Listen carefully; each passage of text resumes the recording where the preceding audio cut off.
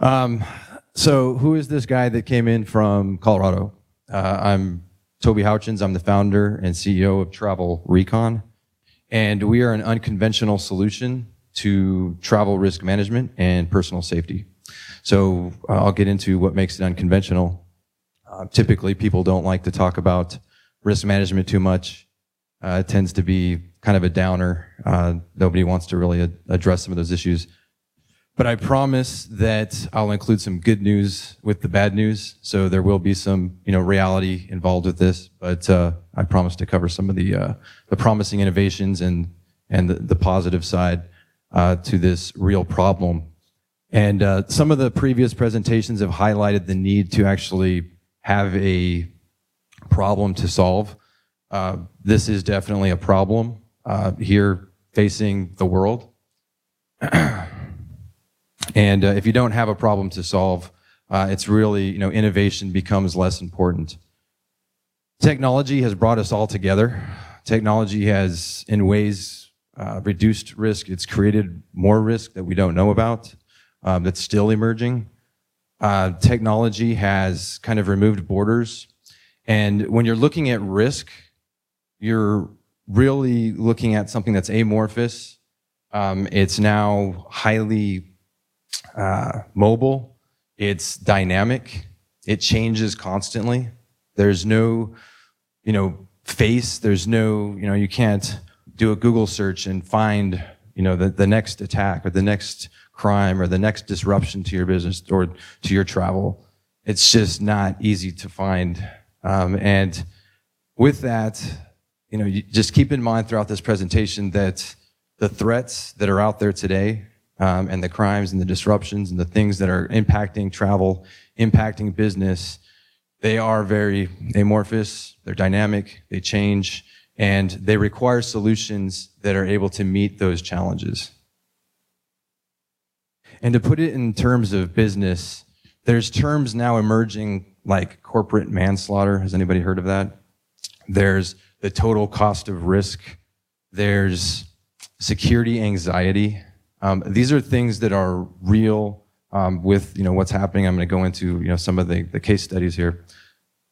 But the total cost of risk for companies is going up at a rapid clip. This is the cost for insurance, for having the staff, the risk management staff, for covering any of the due diligence or duty of care programs. It all goes into the total cost of risk. And as you can see, it's going up drastically every year. There are now more CSOs than there ever have been, chief security officers, and there's a reason for that. There's now a growing market for that, and it's unfortunate, but again, it's the reality. So what I'm going to do, instead of just going through a bunch of slides and highlighting all of the minutia here, I'm going to take you on a journey, with me. Who wants to go on a trip around the world with me real quick? All right, come on, let's do it. All right, and so I'm going to tell the story kind of geographically because that's how stories should be told, especially when you're dealing with risk, because it usually is, geolocated, and it also makes for an entertaining journey. So a little bit about me. I was born and raised in San Bernardino. I went to UC San Diego. I got a master's in molecular biology of all things. A month later, I was in basic training. This was after 9/11. So early on, I had an appreciation for risk and wanting to manage risk and kind of solve some of the security problems that we were facing in the world. I went on to do some training at Fort Bragg, tried out for Special Forces. Miraculously, somehow I made it. And I was a Green Beret for 11 years. I did some high-level security missions all over the world, mostly in the Middle East and Africa, and became a medic. And then in that time, I also received another master's degree in international relations with an emphasis in national security affairs. And so I really understood threats all the way from the strategic level, all the way to the tactical level, understanding exactly what is available as far as infrastructure, what can governments provide, what can they not provide, and everywhere in between. And throughout that time, I really saw some limitations in what the government was able to provide the private sector. Even within the government, there's a lot of stovepiping, we call it, and a lot of dysfunction and not able to share intelligence effectively across the interagency. And then when you try to translate that over into the private sector, it gets even worse, and it's even less effective. So I went to a sunny place called Iraq, and Iraq was interesting because this was a really ambiguous problem set. It was a challenge that, how do you solve this? I mean, what is the mission? The mission is, okay, well, we need to, stop the bad guys. We need to lower the risk. We need to, get at that threat somehow. But what is that threat? And where are they located? And what do they do? And what do they look like? And, it's again, an amorphous kind of dynamic situation. How do you solve that problem? And so we went from being attacked every day. I mean, we were getting mortared on a daily basis. Like, we'd be having dinner and then, explosions would be going off, near us. And you really just start to become a little desensitized to it. It's just because it's happening every day. But you know that you have to do something, to solve this problem and to get out of this situation and for your team to come home alive. And one of the things that we realized was that you needed to tap into the community. You needed to tap into people, because that's who's going to ultimately solve these problems. It's the people. It's technology. We had great access to technology that, now is not so high tech. But one of the things that ultimately allowed us to solve this problem was by tapping into the community, helping them to solve their own problems, to realize that, hey, what kind of world do you want to live in?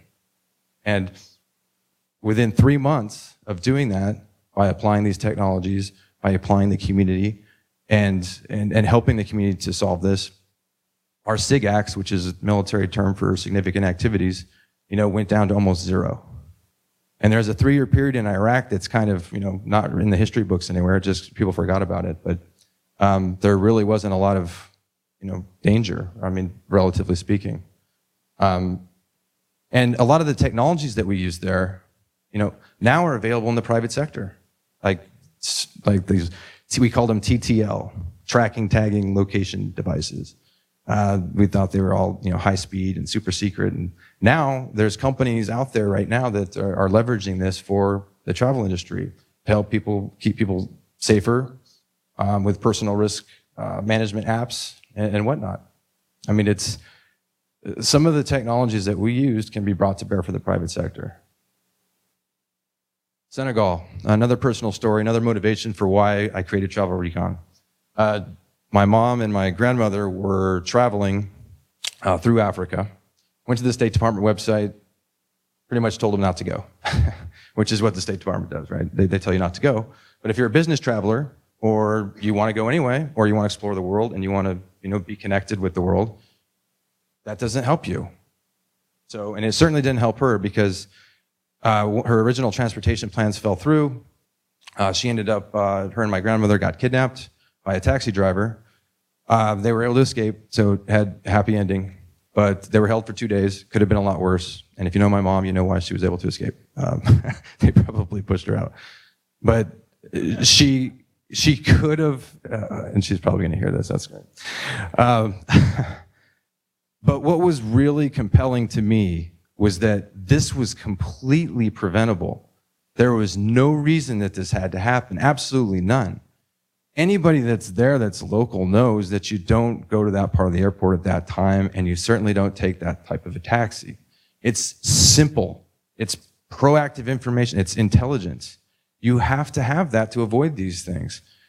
After the crisis, you're really limited in your options. Now you're hoping for insurance to kick in, recovery options, you're hoping for a black helicopter to come and save you. Less likely scenario of avoiding it, but if you can avoid it in the first place, that's the best option. And that's the whole idea behind Travel Recon. Paris, I'm going to hit some of the things that have happened over the past 7 months. Terrible, terrible events. And they're happening more and more frequently. And that's the only reason people care right now, that they're paying attention, because now they have to care. Now there's disruption. Now there's a moral imperative. Now there's a legal imperative. We have to care. But most of the solutions that are out there are all reactive. They're like, okay, what do you do after the fact? Facebook turned on their, their safety check-in feature after the fact. There's a lot of companies that came to the rescue after Paris and offered solutions, but they're all, again, reactive solutions. What can you do with reactive solutions? You're limited. Brussels. And this is a great learning point for the limitations of technology. Technology can do great things if you leverage it smartly. But there's limitations in technology, and you have to understand that in a comprehensive travel risk management plan. And this is case in point. There was unfortunately a gentleman that had checked in right before he went into the subway and said that he was okay using some app, was able to check in, and then he went to the subway, and you guys know what happened, the rest of that story. So some of these kind of tracking features and check-ins and all, they're great enhancements for travel risk management, but they don't make a travel risk management program. Ivory Coast, what happened there? Again, it's happening everywhere, just resorts. It's happening in vacation spots. How can you have limited this? How could you have prevented this from happening? Well, you're not going to always be able to prevent everything, but you can at least have a better understanding of the risk. And you can at least have an idea of the hotel and what kind of security services do they offer? What kind of emergency equipment do they have? What kind of training do they have? These are the kinds of things that if you know ahead of time, you can better respond and deal with some of these risks. And hopefully even avoid some of them. Some of the technologies that I'm going to talk about here in a second that we have access to are just amazing. I mean, it's getting to the point where you can start to really understand and get towards predictive analytics here. And with an application like this that actually matters and that really helps people. Back to San Bernardino, this is where I was born, in my own, and it's kind of a slap in the face. After 9/11, I joined to help take care of this problem, and then in my own home city, there's a terrorist attack, after I get out of the military. It was a slap in the face, but what kind of technologies could have been brought to bear here to alert everybody quickly, to be able to limit the damage? If the shooters had started in a certain place and were going to move on, or if maybe there was an ambush set up or a complex attack. Maybe somebody nearby saw something and said something and was able to avoid some of this carnage. See, technology can be brought to bear here in a proactive way. And also, to help mitigate the danger once something's happened. And here, we're in San Francisco. And San Francisco is great. I love it. But the FBI just deemed it as the #1 out of the top 50 cities as the #1 place for property crime. And so it happens here in the U.S., and it's not just terrorism. It's not just, these high-profile attacks that the media likes to, talk about and scares everybody away from traveling. It also is in our backyards. It's in your backyard as well. There is crime. It's not all over the place, and it's not in, all over the city. It's granular. It's in neighborhoods. And it changes. One neighborhood might have problems one week, and then the next week it doesn't. So what good is a solution that tells you San Francisco is dangerous? It doesn't make any sense, and it doesn't help you. There's been a ton of trends and innovations in the travel space. I mean, and I know that we're using all these terms to define what innovation is and what it isn't, but people are trying, and people are using some of the technologies that are out there to do great things. There's mobile tracking. There's trackers everywhere now. 5 years ago, they were much more rare. Predictive analytics. You can start to predict in financials, you can predict what people are going to do, and that we've already had some, companies talking today that were talking about being able to predict consumer behavior, traveler behavior, and what they're going to buy next, how they're going to buy it. Artificial intelligence. Again, artificial intelligence is great when it has a practical application. When you have something that you can apply it to, when you have data in, when you have analytics, and you have the algorithms, and then there's something to apply those algorithms to. Virtual reality. I mean, that was a great presentation that we heard earlier. Virtual reality can be leveraged to do a whole bunch of things. I mean, what better way to get situational awareness, than being able to be there, present there in that location, and to really understand, and, to avoid security anxiety. Security anxiety happens when you get there, when you get off the cruise ship, when you leave, the airport, everything's fun and, dandy until then. But once you get off and then you realize, oh, I'm in a foreign country. I don't know this place. Or you're in a foreign city, even in the US. I don't know this place. I don't know the neighborhoods. Crowdsourcing. Crowdsourcing's been leveraged to solve almost, tons of different problems. Why can't the crowd be leveraged to solve travel risk management and safety issues? Why not? And it has been to certain degrees. So some of the adoption of the new technologies, itinerary management, they've got scrapers that can automatically take in itineraries, so it's completely automated. You can flower up your itinerary, you can personalize it, you can customize it. Expense management, you can take everything in automatically by snapping a picture. Everything's all linked together.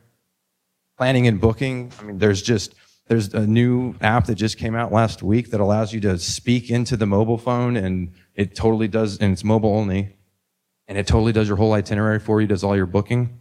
There's just so many great innovations and new technologies that we have here.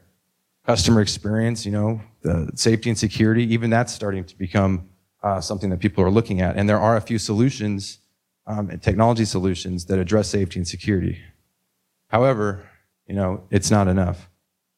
Here are some of the innovators in travel. There's a lot of them. And people are paying attention. Yelp is paying attention. Microsoft, Google, they all are. They all care. They all want to change things. They all want to improve it. You've got all these great innovations. You've got all these great companies that are trying to, improve things, make it a little less archaic, and bring it up to standard. But in travel risk management, we are way behind the power curve. We use Google still. How old is Google? How long has Google been around? How much data can you get from Google? So most of the HR reps are using Google to get all of their data for risk management. The OSAC, the Overseas Advisory Council, has 7 analysts that cover the whole world. They use Google.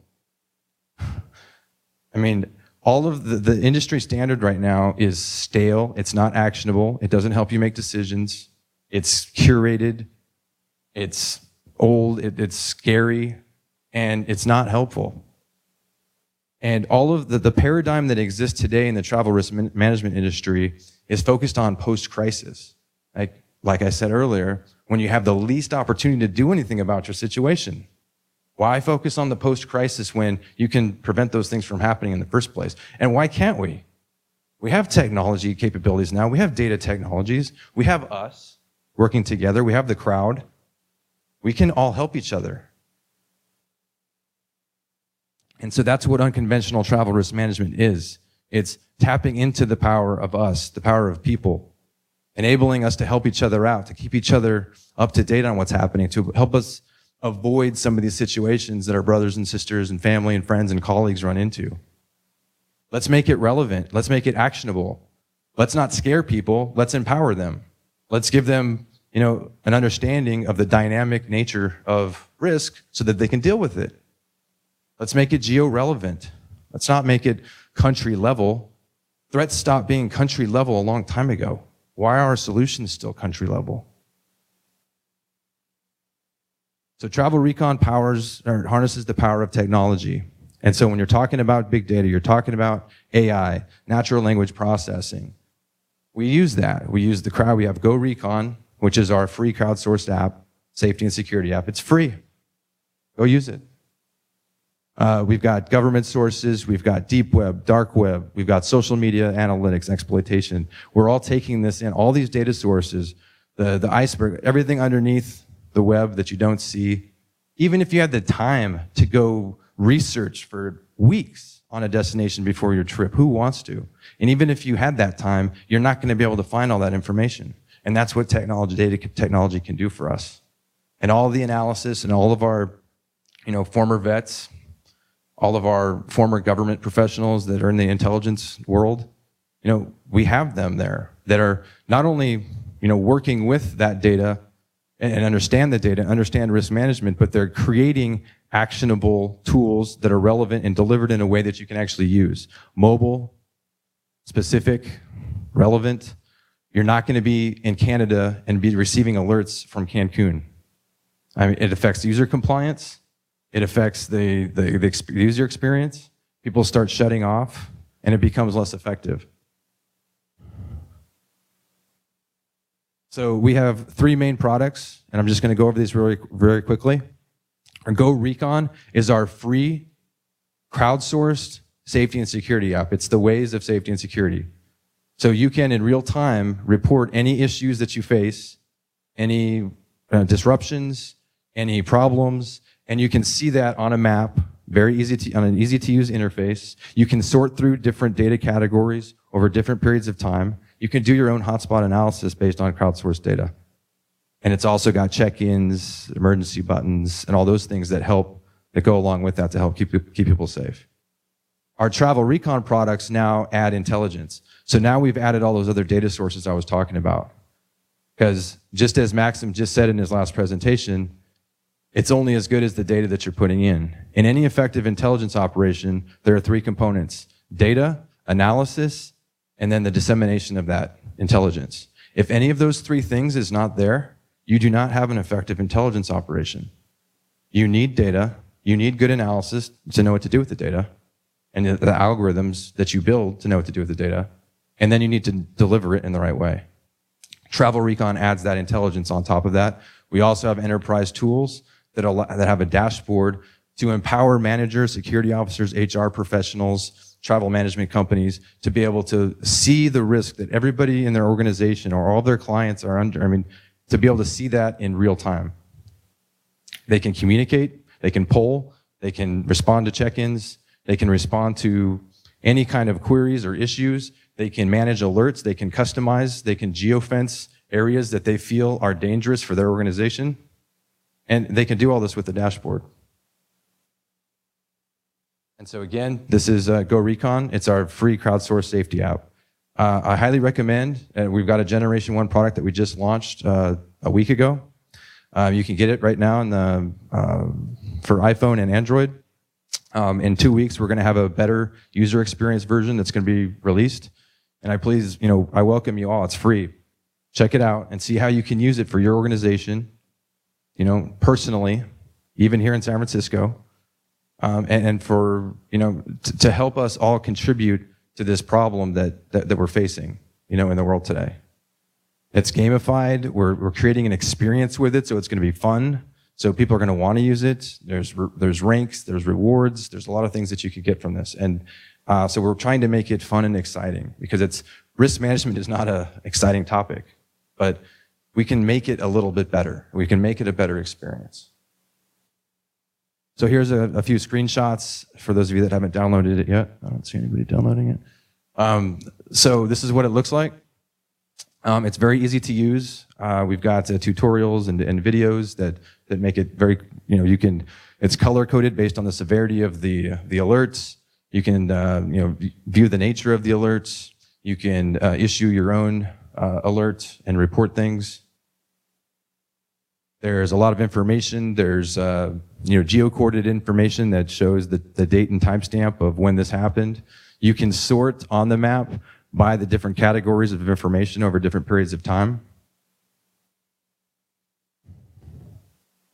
And we have an emergency button that will allow somebody to actually, when they press the emergency button, they can report the nature of the emergency. There's some free text there. It'll create a trail of their last known location, so that if they were kidnapped or something happened, you're going to at least know where the last place that they were.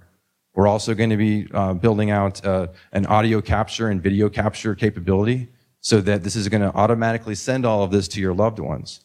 And oh, by the way, all of these apps are completely social, meaning you can invite your friends and colleagues and have your own closed groups and report your own things within your own group. So you can imagine all the different potential applications here with taxi drivers, with travel agencies, with organizations that are overseas. And then our intelligence reports. Our intelligence reports are highly relevant. They're not 120-page tomes of information that you forgot 5 minutes after you read it. And that, by the way, the data is all completely stale and not as useful. Our intelligence reports are all functional. So you can get an intelligence summary, just like the president gets his daily brief We'll give you your monthly intelligence brief. If you need all the numbers and phone numbers and contact information, we have that. We do hotel threat vulnerability assessments. All of this stuff is government grade and better. And it's all digestible. And it's mobile ready. You can read it on your mobile device. It's ready to go. So the last thing I want to say, before taking any questions is, we've been talking a lot about travel innovation. We've been talking about, what is innovation. But without all of us together as the crowd, as the people that are trying to innovate and make this happen, without the support of all of us in this room, everybody in this room they care because they're here. All of you are here for a reason. You care for some reason. Whether you're an investor, whether you're a travel industry professional, whether you're just an enthusiast, you care. So just find one thing that you can do for one of the people that was up here on the stage today. One thing that you can do to help them, one introduction that you can make, one bit of feedback you can give them on their app. Like, none of these solutions are going to be perfect. None of them are. But together, we can make them better. But it requires action. So we can't all just sit there back and just receive in receive mode. We have to also give back. And so with that, if there's any more information that anybody wants about Travel Recon and how it can help your organization and actually effectively lower the risk, or if you'd like to give us some feedback on Go Recon or the Travel Recon app, we highly would appreciate it and look forward to that feedback, candid feedback, straight, direct feedback. We want to make it better. We don't have the ego. We just want to make something that's useful, that actually helps people. And that's what innovation's supposed to do. So with that, I'm going to end. Thank you for your time, and on to happy hour, right? Pretty soon. Do we have any questions? Pass around the mic.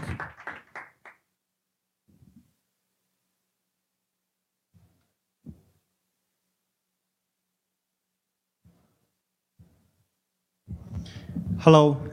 My question is a user, like the individual customer, or like user, as in the target user?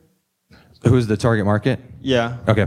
So for Go Recon, it's pretty much, and so one of the reasons that we have our products laid out the way that we do is we want it to be accessible by anybody, modular, scalable, so that if you're a pizza delivery business in Bogota, Colombia, you could use it there. You could track all your drivers. They could report incidents that they're in. You can, see where they're at. You can, you have your kind of poor man's travel risk management program right there built in our free app. Our other solutions can complement existing solutions. So if you have your insurance, you have your recovery capabilities. We have a lot of partners, preferred partners that we have that can go in there and do that. I think they can go into every country except 3 now. But we can add other capabilities, that are more on the recovery side. But our customers are pretty much any business or organization that has any assets or personnel that are going overseas or even in the US. And so we go direct, we go indirect. So if you're a TMC, if you're a travel agency, if you're a travel technology company that would like to add a duty of care or travel risk management component to your offering or a value add, we look at that as well. And all of our solutions are scalable and they can integrate.